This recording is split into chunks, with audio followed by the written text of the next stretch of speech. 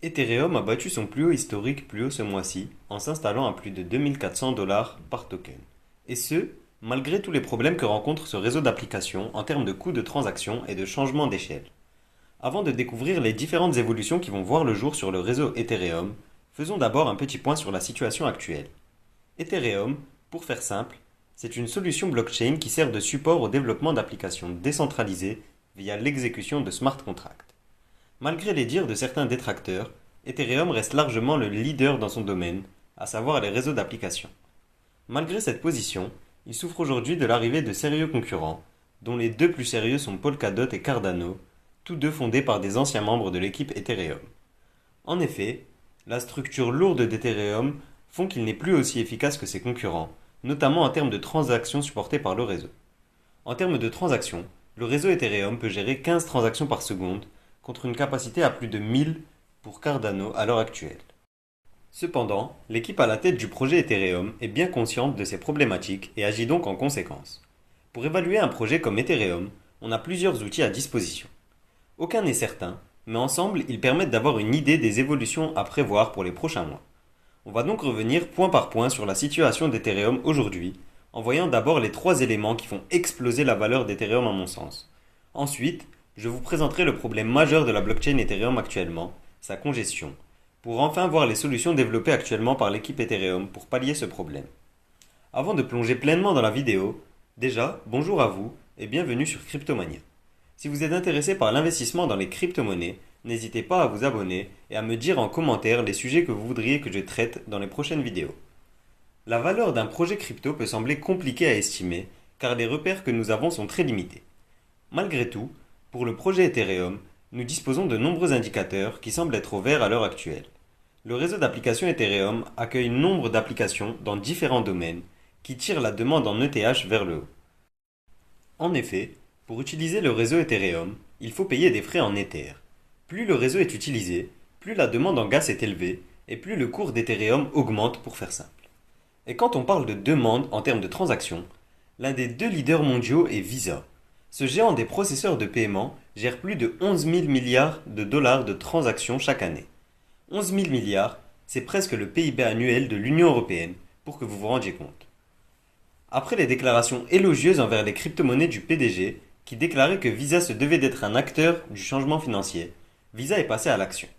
Ainsi, une première étape a été franchie, puisque Visa acceptera les paiements en crypto-monnaie de la part des entreprises qui utilisent le réseau pour le règlement des frais. En mars dernier, ils ont accepté le premier paiement en stablecoin pour régler les frais de la part du site crypto.com, qui utilise le réseau Visa pour accepter les paiements via carte bancaire. Et quel réseau a été choisi à votre avis? Il s'agit bien entendu du réseau Ethereum, qui a été utilisé par Visa pour recueillir des stablecoins USDC qui sont émis par Coinbase et totalement régulés. De manière générale, la demande en stablecoin est en progression constante et leur intérêt n'est plus à prouver. Les bonnes nouvelles s'enchaînent et parallèlement au succès du stablecoin USDC, le leader mondial des stablecoins USDT, qui est lui aussi émis sur la blockchain Ethereum, a remporté sa bataille judiciaire et a grandement amélioré ses mécanismes de régulation. Cette évolution est un élément majeur puisque l'écosystème crypto gagne encore en autonomie. Il n'est plus nécessaire aujourd'hui pour les sociétés crypto qui utilisent le réseau Visa de convertir leur crypto-monnaie en monnaie fiduciaire pour payer les frais. Et cette annonce est loin d'être isolée, puisque pour citer le PDG de Mastercard, grand rival de Visa, quelles que soient vos opinions sur les crypto-monnaies, du convaincu au sceptique le plus total, il n'en reste pas moins que ces actifs numériques occupent une place de plus en plus importante dans le monde des paiements. L'un des principaux secteurs qui porte la demande d'Ethereum est sans aucun doute celui de la finance décentralisée. Des applications dans tous les secteurs de la finance décentralisée se sont développées sur le réseau Ethereum. Certaines d'entre elles occupent des places de leader. Pour ne prendre que celles qui sont dans le top 100 des crypto-monnaies, on peut citer par exemple Aave et Compound pour le prêt et l'emprunt de crypto-monnaies, Uniswap et SushiSwap dans le domaine des exchanges décentralisés, ou encore Synthetix dans le trading de produits synthétiques, comme son nom l'indique. Ces projets ne sont que la partie émergée de l'iceberg et des applications voient régulièrement le jour dans la DeFi sur la blockchain Ethereum. Le site defipulse.com vous permettra de découvrir une liste plus exhaustive des projets. Une statistique qui permet de bien évaluer l'explosion de la finance décentralisée et la valeur totale investie via les différents protocoles de cette finance décentralisée. Cette somme est en hausse constante et s'installe aujourd'hui à plus de 54 milliards de dollars. Ethereum est largement leader dans le domaine et s'accapare la majorité du marché malgré l'émergence rapide de la Binance Smart Chain dans le domaine. À titre d'exemple, le protocole d'emprunt AAVE gère à lui seul plus de 6 milliards de dollars investis en crypto-monnaie. Cette avance prise par la blockchain Ethereum, précurseur dans le domaine de la DeFi, apporte un autre avantage considérable. Puisque le code et les données recueillies par ces applications sont libres d'accès, les nouveaux projets qui se développent peuvent s'en servir pour mieux cerner le marché et y apporter une réponse plus précise plus rapidement.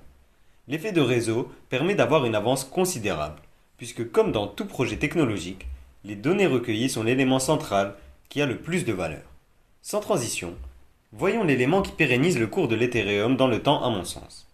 Cet élément, c'est sans aucun doute l'arrivée des institutionnels.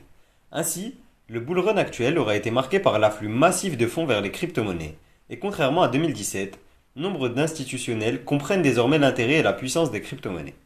Parmi les principaux institutionnels, on peut citer par exemple Grayscale, fonds d'investissement canadien spécialisé dans les crypto-monnaies, qui détenait le 1er janvier 2019 seulement 50 000 ETH.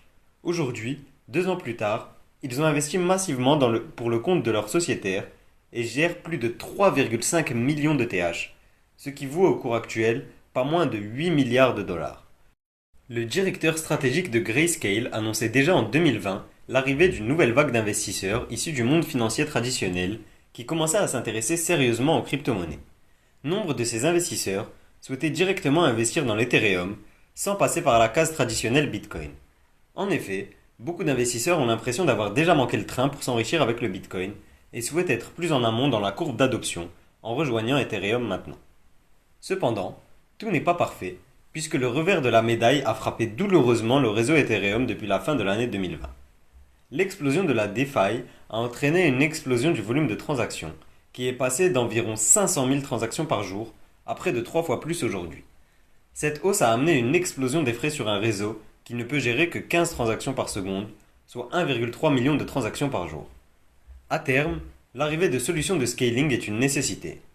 L'arrivée d'Ethereum 2.0 est déjà lancée, mais c'est un processus qui prend du temps, plusieurs années, et sur lequel je reviendrai en détail dans la prochaine vidéo.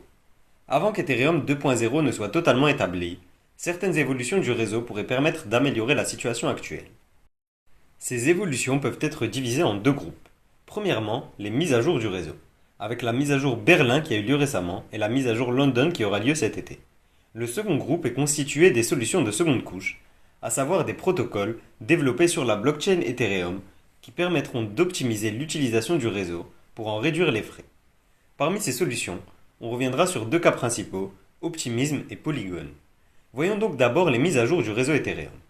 Le 15 avril a abouti la mise à jour du réseau intitulée Berlin. Cette mise à jour instaurait différents protocoles qui visaient à mieux contrôler les frais sur la blockchain Ethereum. Mais cette mise à jour sert surtout à préparer la mise à jour London qui aura lieu cet été, au mois de juillet normalement.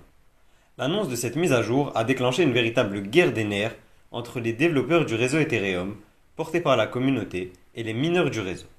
En cause, le protocole EIP 159. Ce protocole modifiera la structure et le calcul des frais sur la blockchain Ethereum. Plutôt que d'être dicté par un système d'enchères qui pousse les mineurs à faire augmenter les prix, un frais générique sera calculé pour chaque bloc de la blockchain Ethereum.